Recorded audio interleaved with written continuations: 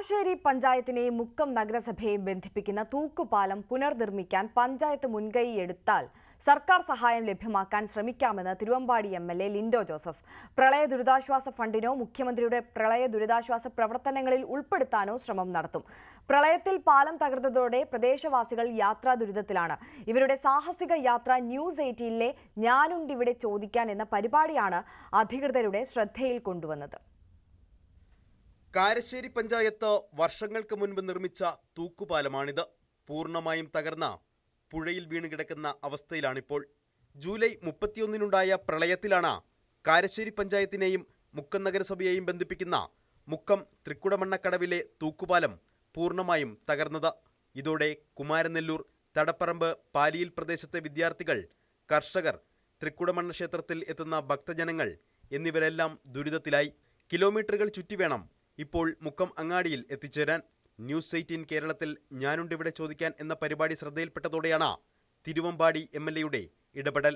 തൃക്കുടമണ്ണ ക്ഷേത്രത്തിൻ്റെ ഭാഗമായിട്ട് കാരശ്ശേരി പഞ്ചായത്ത് മുൻ പ്രസിഡന്റ് വി.കെ. വിനോദിൻ്റെ മുൻകൈയിൽ നിർമ്മിക്കപ്പെട്ടിട്ടുള്ള തൂക്കുപാലമാണ് ഇപ്പോൾ തകർന്നിട്ടുള്ളത്. കൃത്യമായും മെയിൻ്റനൻസ് ഇല്ലാത്തതിൻ്റെ ഭാഗമായിട്ടാണ് അങ്ങനെ ഒരു വലിയ രൂപത്തിൽ ഒരു തൂക്കുപാലം തകർന്നു പോകുന്നൊരു സാഹചര്യം ഉണ്ടായിട്ടുള്ളത്. രണ്ട് പ്രദേശങ്ങളെ കാരശ്ശേരി പഞ്ചായത്തിനെയും മുക്കം പ്രദേശത്തെയും ബന്ധിപ്പിക്കുന്ന വളരെ എളുപ്പത്തിൽ വിദ്യാഭ്യാസ സ്ഥാപനങ്ങളിലേക്കും കച്ചവട സ്ഥാപനങ്ങൾക്കൊക്കെ യാത്രാ ദൂരം കുറയ്ക്കുന്ന എല്ലാ ആളുകളും, എല്ലാ വിഭാഗത്തിലുള്ള ജനങ്ങളും ഉപയോഗിക്കുന്ന ഒരു പാലമാണ് ഇപ്പോൾ തകർന്നിരിക്കുന്നത്.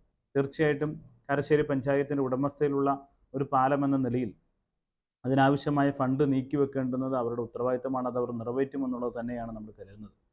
മറ്റേതെങ്കിലും തരത്തിൽ അവർക്ക് മുന്നോട്ട് പോകാൻ കഴിയാത്ത സാഹചര്യമുണ്ട് എങ്കിൽ പ്രളയത്തിൻ്റെ ഭാഗമായിട്ടുണ്ടാകുന്ന പ്രവർത്തനങ്ങളിൽ, പുനരുദ്ധാരണ പ്രവർത്തനങ്ങളിൽ ഈ പാലം ഉൾപ്പെടുത്താനുള്ള ശ്രമം അവരുടെ നാട്ടുകാരുടെയും ക്ഷേത്ര കമ്മിറ്റിയുടെയും അഭ്യർത്ഥനയെ മാനിച്ചുകൊണ്ട് അതിനുവേണ്ടിയിട്ടുള്ളൊരു പ്രവർത്തനത്തിൽ മുൻകൈ എടുക്കുക എന്നുള്ളതാണ് ഇപ്പോൾ നമ്മൾ ലക്ഷ്യം വെച്ചിട്ടുള്ളത്.